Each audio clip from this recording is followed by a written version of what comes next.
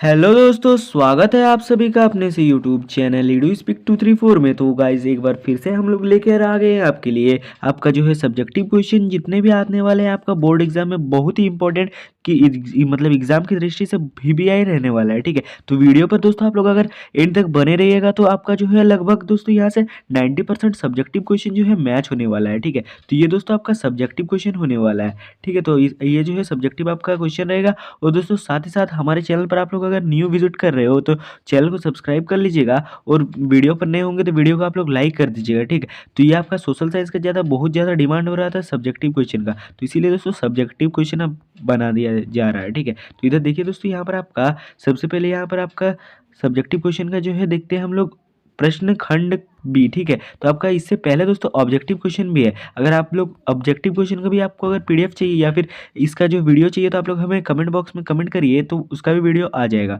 तो ये section B आपका रहेगा दोस्तों। देखिए कुछ इस प्रकार से मैटरनिक कौन था, तो ये जो आपका आंसर देखिए हम लोग दोस्तों रहेगा यहाँ पर मैटरनिक का परिचय। तो ये दोस्तों आपका रहेगा 19वीं सदी के एक प्रमुख ऑस्ट्रियाई राजनेता और राजनीति नायक थे जो 1809 से 1848 तक ऑस्ट्रिया के विदेश मंत्री रहे और यूरोपीय राजनीति में महत्वपूर्ण भूमिका निभाई। ठीक है, फिर चलिए दोस्तों नेक्स्ट दूसरा नंबर प्रश्न देखेंगे। लेकिन दोस्तों हम लोग डायरेक्ट सारे प्रश्न देखेंगे, उसके बाद सभी का जो है एक एक करके आंसर देखेंगे। लेकिन दोस्तों अगर आप लोग को इसका और भी इंपॉर्टेंट क्वेश्चन चाहिए तो हमारे चैनल को सब्सक्राइब करके रखिएगा। आपको जो है सुबह एक बहुत ही इंपॉर्टेंट क्वेश्चन आएगा जो कि आपका MCQ रहेगा। ठीक है, तो उसके लिए जो आप लोग चैनल को जरूर से सब्सक्राइब करके रखिएगा। ठीक, तो यहाँ पर 32 नंबर क्वेश्चन है कि 1932 में पूना समझौता किनके बीच हुआ था। तो 1932 में जो है पूना समझौता किनके बीच हुआ था, इसका आंसर हम लोग देखेंगे थोड़ी देर बाद। चलिए फिर देखिए दोस्तों नेक्स्ट क्वेश्चन हमारा 33 नंबर क्वेश्चन कि जलोढ़ मृदा कितने प्रकार की होती है, उनके नाम लिखे।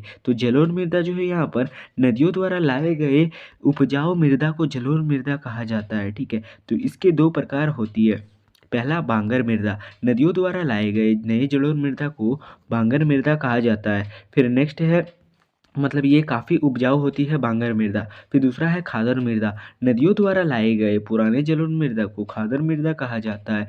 बांगर की अपेक्षा कम उपजाऊ होती है। ठीक है, चलिए फिर देखते हैं हम लोग नेक्स्ट 34 नंबर क्वेश्चन कि खनिज के दो वर्ग कौन कौन से हैं। तो खनिज के दो वर्ग कौन कौन से हैं इसको भी हम लोग को बताना है। फिर चलिए देखते हैं हम लोग नेक्स्ट क्वेश्चन 35 नंबर कि संघ सूची किसे कहते हैं। ठीक है, ये आपका 2 नंबर का क्वेश्चन रहेगा। चलिए फिर देखेंगे हम लोग नेक्स्ट 36 नंबर क्वेश्चन कि सरकार के प्रमुख अंग कौन कौन से हैं। तो सरकार के प्रमुख अंग दोस्तों कौन कौन से होंगे आप लोग कमेंट बॉक्स पे कमेंट करिएगा। ठीक है, चलिए देखेंगे हम लोग भी कि किन बच्चे का कमेंट आता है कि वो लोग आप लोग वीडियो को देख रहे हो।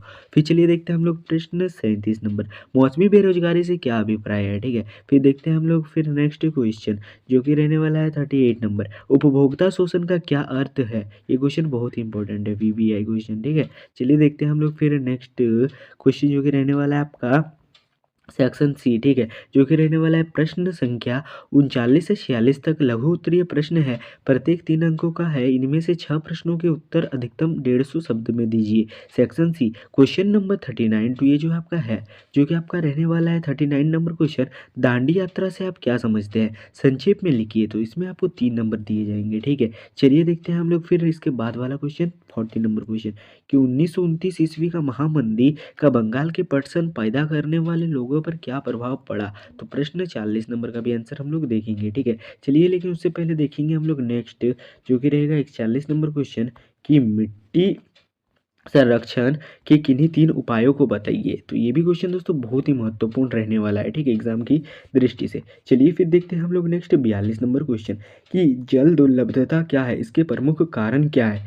तो ये दोस्तों जो है आपका VBI क्वेश्चन रहने वाला है इस एग्जाम के तौर पर, जिससे आपको 3 अंक प्राप्त होगा। ठीक है, चलिए फिर देखेंगे हम लोग नेक्स्ट क्वेश्चन इसके बाद 43 नंबर क्वेश्चन कि बेल्जियम में सत्ता की साझेदारी की व्यवस्था के बारे में चर्चा कीजिए। इससे भी दोस्तों आपको 3 नंबर मिलेगा। ठीक है, चलिए फिर देखेंगे हम लोग नेक्स्ट क्वेश्चन जो कि रहने वाला है 44 नंबर क्वेश्चन विपक्षी दल सत्तारूढ़ दल को किस प्रकार नियंत्रित करता है, समझाइए। तो प्रश्न 44 नंबर में भी आपको 3 नंबर का रहेगा। ठीक है, इसमें दोस्तों आपको चूज करने का रहेगा, 2 क्वेश्चन आप लोग छोड़ सकते हैं पूरा सेक्शन में। देखिए यहाँ पर जो है आपका विपक्षी दल किस प्रकार नियंत्रित करता है, समझाइए। ये जो अभी क्वेश्चन थोड़ी देर बाद हमने बता दिए। अब हम लोग का नेक्स्ट क्वेश्चन है वस्तु विनिमय प्रणाली की कठिनाइयों की व्याख्या कीजिए। इससे भी दोस्तों आपको 3 नंबर मिलेगा। ठीक है, प्रश्न 45 का भी 3 नंबर मिल जाएगा। चलिए फिर देखते हैं हम लोग नेक्स्ट क्वेश्चन की प्रश्न 46 नंबर। उपभोक्ता संरक्षण अधिनियम 1986 के निर्माण की क्यों जरूरत पड़ी। ठीक है, यहाँ पर जो है उपभोक्ता संरक्षण अधिनियम 1986 के निर्माण की जरूरत क्यों पड़ी, तो प्रश्न 46 नंबर। इसके बाद चलिए दोस्तों हम लोग नेक्स्ट क्वेश्चन की ओर बढ़ते हैं। ठीक है, तो चलिए देखते हैं हम लोग नेक्स्ट क्वेश्चन जो कि रहने वाला है 47 नंबर। लेकिन दोस्तों सेक्शन चेंज हो रहा है, सेक्शन डी का। तो 16वीं सदी में दुनिया सिकुड़ने लगी थी, इसका क्या अर्थ है, व्याख्या कीजिए। तो ये दोस्तों आपका प्रश्न संख्या 47 तक जो है 47 से लेकर 52 तक दीर्घ उत्तरीय प्रश्न होने वाला है। प्रत्येक 5 अंकों का होगा। इनमें से किन्हीं 4 प्रश्नों के उत्तर अधिकतम 250 शब्द में देना है। ठीक है, तो ये दोस्तों पॉइंट बहुत ही अच्छा दिया हुआ है आपका। इसमें से जो आपका 6 क्वेश्चन में से आपको 5 क्वेश्चन देना है। ठीक है, 6 क्वेश्चन में से दोस्तों आपका 5 नंबर का रहेगा, जो कि आपका 4 नंबर मतलब 4 को बनाना पड़ेगा। ठीक है, जो कि दोस्तों आपका 47 नंबर प्रश्न रहने वाला है कि 16वीं सदी में दुनिया सिकुड़ने लगी थी, इसका क्या अर्थ है, व्याख्या कीजिए। तो यहाँ पर 47 नंबर दोस्तों VBI वाला क्वेश्चन है। ठीक है, फिर चलिए दोस्तों देखते हैं नेक्स्ट क्वेश्चन 47 नंबर। 47 नंबर के बाद 48 नंबर, जो कि रहने वाला है दोस्तों कि 19वीं सदी में यूरोप में कुछ उद्योगपति मशीनों की बजाय हाथ से काम करने वाले श्रमिकों को प्राथमिकता देते थे, इसके कारणों की चर्चा कीजिए। ठीक है, चलिए फिर देखते हैं हम लोग नेक्स्ट क्वेश्चन 49 नंबर कि कपास की खेती के लिए उपयुक्त भौगोलिक दशाओं का वर्णन कीजिए एवं इसके प्रमुख उत्पादक राज्यों के नाम लिखिए। तो ये आपका 49 नंबर क्वेश्चन रह जाएगा, जिससे आपको 5 अंक मिलेगा। ठीक है दोस्तों, हमारे चैनल पर जितने भी सब्जेक्टिव क्वेश्चन दोस्तों आपको डाउनलोड डाला जाता है। ठीक है, सब्जेक्टिव जितना भी क्वेश्चन रहता है आपका, जो आपका डायरेक्ट आपका दोस्तों सीधा बोर्ड एग्जाम में पूछा जाता है, 90% ऐसे सवाल हमारे चैनल में उठाए जाते हैं। ठीक है, तो आप लोग सीरियसली लीजिएगा, ये सारे क्वेश्चन आप एक बार जरूर से करिएगा। ठीक है, वीडियो देख के नहीं, एक बार अपने से ट्रायल जरूर से लीजिएगा सारे क्वेश्चन का। फिर 50 नंबर क्वेश्चन है, विकेंद्रीकरण किसे कहते हैं, इसकी आवश्यकता क्यों पड़ती है। तो 5 नंबर से आपको यहाँ से मिलने वाला है। ठीक है, चलिए देखिए आपका 51 नंबर क्वेश्चन, व्याख्या कीजिए कि किसी देश के आर्थिक विकास में सार्वजनिक क्षेत्र कैसे योगदान करता है। तो ये भी दोस्तों आपका इंपॉर्टेंट क्वेश्चन होने वाला है। ठीक है, चलिए फिर देखिए आपका नेक्स्ट क्वेश्चन 52 नंबर कि दिए गए भारत रेखा मानचित्र से, दोस्तों आपका एक मानचित्र से भी क्वेश्चन रहेगा क्वेश्चन में। ठीक है, तो अब यही क्वेश्चन रहेगा, वो बात फिक्स नहीं है, लेकिन आपका एक क्वेश्चन मैप से लेने वाला है। क्या से मैप से। ठीक है, तो ये सब क्वेश्चन आप लोग कर लीजिएगा दोस्तों, बहुत ही इंपॉर्टेंट रहेगा। तो अब दोस्तों हम लोग इसका आंसर देखेंगे। आंसर देखने से पहले वीडियो को दोस्तों आप लोग लाइक नहीं किए हो तो एक लाइक कर दो, और चैनल पर नहीं हो तो चैनल को जरूर से सब्सक्राइब कर लेना। ठीक है, और साथ ही साथ दोस्तों हमारे व्हाट्सएप और टेलीग्राम चैनल को भी ज्वाइन कर लेना। दोनों का लिंक इस वीडियो के डिस्क्रिप्शन बॉक्स में दिया गया है। कहाँ दिया गया, आपको इस वीडियो के डिस्क्रिप्शन बॉक्स में मिल जाएगा। ठीक है, तो चलिए देखते हैं हम लोग दोस्तों अब इसका आंसर। फिर देखिए दोस्तों यहाँ पर खंड बी, ठीक है, हम लोग का रहने वाला है जो कि अति लघु उत्तरीय प्रश्न, प्रत्येक 2 अंक का। प्रश्न 31 नंबर क्वेश्चन है कि मैटरनिक कौन था।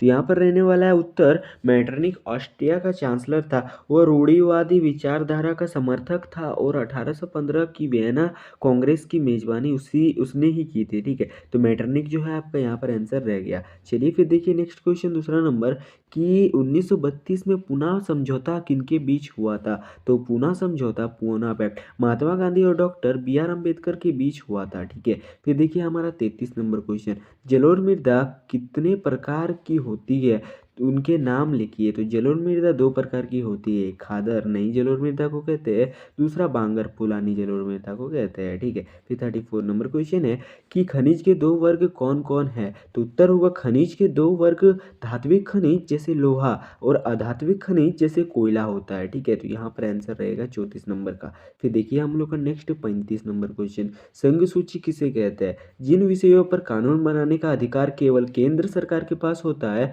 या केंद्र सरकार को होता है, उसे संघ सूची कहते हैं, जैसे रक्षा, बैंकिंग। तो 45 मतलब 35 नंबर का आंसर दोस्तों कुछ इस प्रकार से हो जाएगा। ठीक है, ये सब सारे दोस्तों इंपॉर्टेंट क्वेश्चन है, आप लोग जो है आंसर खुद से भी ट्राई करने का कोशिश कीजिएगा। ठीक है, चलिए फिर देखिए हमारे यहाँ पर 36 नंबर क्वेश्चन मतलब नेक्स्ट क्वेश्चन कि सरकार के प्रमुख अंग कौन कौन से हैं। तो सरकार के जो है प्रमुख 3 अंग होते हैं, विधायिका, कार्यपालिका और न्यायपालिका। ठीक है, ये दोस्तों मोस्ट इंपोर्टेंट VBI वाला क्वेश्चन होने वाला है। ठीक है, जो कि इस पर डायरेक्ट पूछा जा सकता है। चलिए फिर देखिए हमारा प्रश्न 37 नंबर कि मौसमी बेरोजगारी से क्या अभिप्राय है। तो मौसमी बेरोजगारी वैसी बेरोजगारी को कहते हैं, देखिए यहाँ पर दिया हुआ आंसर, कि जब लोगों को वर्ष के कुछ महीनों में ही काम मिलता है और बाकी समय वे बेरोजगार रहते हैं, तो इसे मौसमी बेरोजगारी कहते हैं। तो प्रश्न 37 का आंसर कुछ इस प्रकार से हो जाएगा। चलिए फिर देखिए हमारा नेक्स्ट प्रश्न 38 नंबर, उपभोक्ता शोषण का क्या अर्थ है। तो जब दुकानदार एवं उत्पादक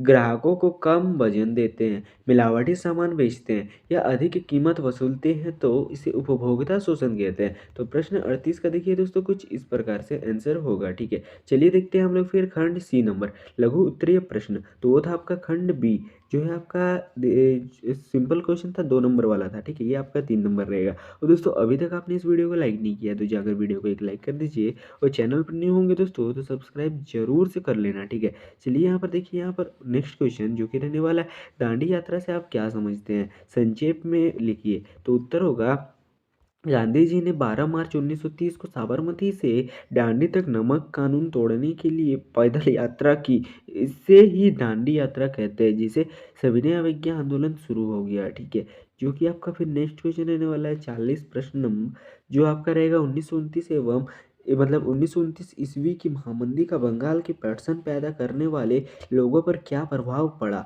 तो उत्तर हो जाएगा, महात्मा गांधी के कारण पटसन की कीमतों में भारी गिरावट आई, लगभग 60%। किसान कर्ज में डूब गए और उनकी आर्थिक स्थिति बहुत खराब हो गई। ठीक है, तो प्रश्न 40 नंबर का आंसर कुछ इस प्रकार से हो जाएगा। ठीक है, चलिए फिर देखते हैं हम लोग नेक्स्ट क्वेश्चन कि मिट्टी संरक्षण के किन्हीं 3 उपायों को लिखिए या फिर बताइए। तो ये क्वेश्चन दोस्तों बहुत ही इंपॉर्टेंट रहने वाला है। और दोस्तों साथ ही साथ हमारे व्हाट्सएप और टेलीग्राम चैनल को आप लोग जरूर ज्वाइन करिएगा, जो कि आपको सुबह बहुत ही अच्छा, बहुत ही इंपॉर्टेंट VBI वाला एक MCQ का वीडियो मिल जाएगा। ठीक है, जो कि आप लोग डायरेक्ट आपके एग्जाम में पूछा जा सकता है। फिर यहाँ पर प्रश्न 1 रहेगा कि अधिक से अधिक पेड़ लगाना। दूसरा होगा पहाड़ी ढलानों पर सीढ़ीदार खेती करना। तीसरा होगा अति पशुचारण पर नियंत्रण लगाना। ठीक है, तो प्रश्न 41 नंबर का आंसर कुछ इस प्रकार से हो जाएगा। फिर प्रश्न 42 नंबर रहेगा कि जल दुर्लभता क्या है, इसके प्रमुख कारण क्या है। तो आवश्यकता के अनुसार पानी न मिल पाना जल दुर्लभता है।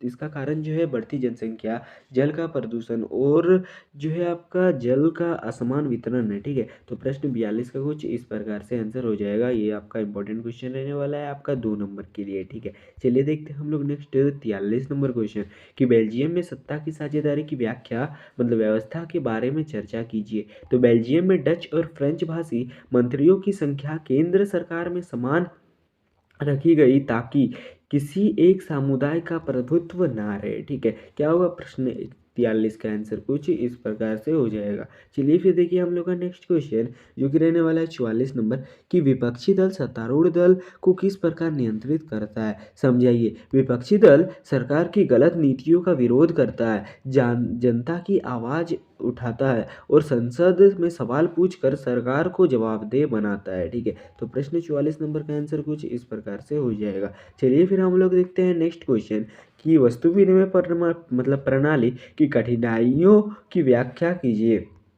उत्तर हो जाएगा, इसमें आवश्यकताओं के दोहरे संयोग की समस्या होती थी और वस्तुओं के मूल्य को मापने का कोई सही पैमाना नहीं था। ठीक है, तो प्रश्न 45 ना कुछ इस नंबर से मतलब इस प्रकार से आंसर हो जाएगा। फिर देखिए हमारा नेक्स्ट 46 नंबर प्रश्न जो कि रहने वाला है, उपभोक्ता संरक्षण अधिनियम 1986 के निर्माण की जरूरत क्यों पड़ी। तो यहाँ पर आंसर देखिए दोस्तों, उपभोक्ताओं को मिलावट, कालाबाजारी और व्यापारियों की अनुचित चालों से बचाने और उनके अधिकारों की रक्षा के लिए इसकी जरूरत पड़ी। ठीक है, तो प्रश्न 46 का दोस्तों बहुत ही इंपॉर्टेंट क्वेश्चन है, VBI आपका रहने वाला है। ठीक है, चलिए हम लोग देखते हैं अब नेक्स्ट खंड डी, दीर्घ उत्तरीय प्रश्न 5 नंबर का 47 नंबर क्वेश्चन रहेगा आपका, 16वीं सदी में दुनिया सिकुड़ने लगी थी, इसका क्या अर्थ है, व्याख्या कीजिए। इसका अर्थ है कि समुद्री रास्तों की खोज से विभिन्न महाद्वीपों के बीच व्यापार और मेल जोल